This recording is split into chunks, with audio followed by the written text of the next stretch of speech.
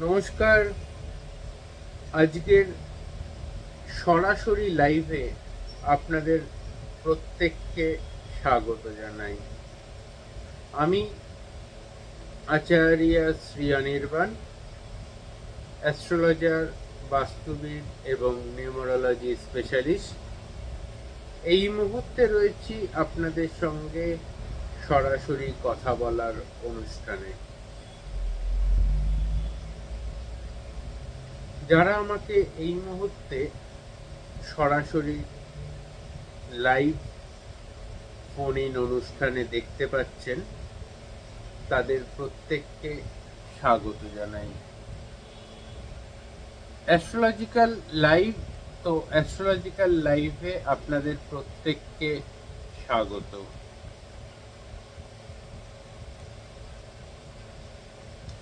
আজকের লাইভের বিষয়বস্তুটা কিন্তু খুব গুরুত্বপূর্ণ।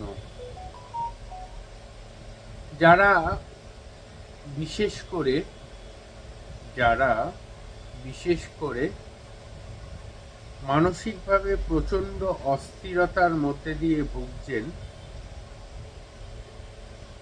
তারা আজকের অনুষ্ঠানটা মিস করবেন না। কারণ আমি আজকের অনুষ্ঠানে যারা মানসিক অস্থিরতা বা প্রচণ্ড পরিমাণে ভাগ্য সাথ দিচ্ছে না, তাদের জন্য বিশেষ কিছু কথা বা বিশেষ কিছু উপায় এবং বিশেষ কিছু টোটকা বলবো। রিয়া দাস, হীরক চক্রবর্তী, 18ই ডিসেম্বর 1997, ভোর রাত 3:58 AM, কলকাতা।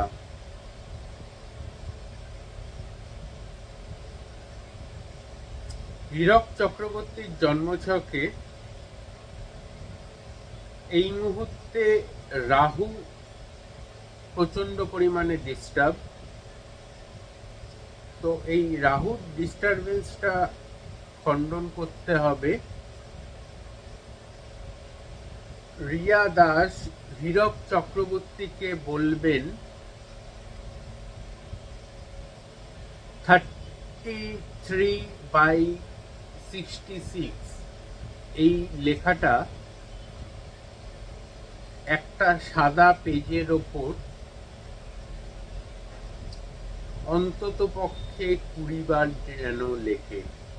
33/66 এই লেখাটা সাদা পেজের ওপর লাল কালি দিয়ে অন্তত পক্ষে 20 বার যেন লেখে। এটা শুরু করবে কাল সকালবেলা থেকে বা কালকের থেকে টানা 43 দিন। তো প্রথমেই বলেছিলাম আজকে আমি বেশ কিছু টিপস দেব। তো প্রথমে যে টিপসটা আমি দিচ্ছি সেটা হচ্ছে, যারা আর্থিক কষ্টের মধ্যে দিয়ে রয়েছেন তাদের জন্য এই টিপসটি। কি করবেন বা কি করলে আর্থিক কষ্ট দূর হতে পারে? একটা সাদা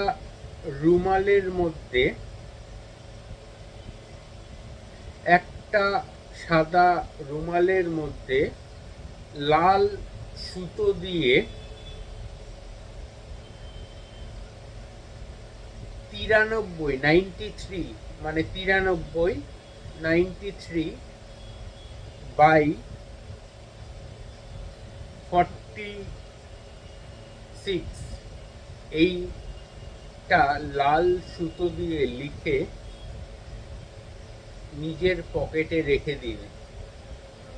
যারা এই মুহূর্তে প্রচণ্ড পরিমাণে আর্থিক অনটনের মধ্যে দিয়ে চলছেন, কোনো কাজে সাকসেস পাচ্ছেন না, তাদের জন্য বলছি।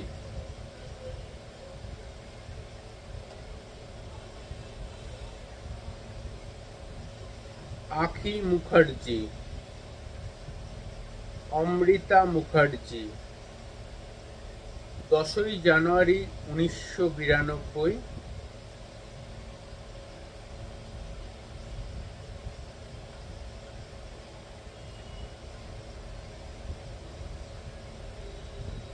দুপুর 1:40 PM। অমৃতা মুখার্জির জন্মছক অনুযায়ী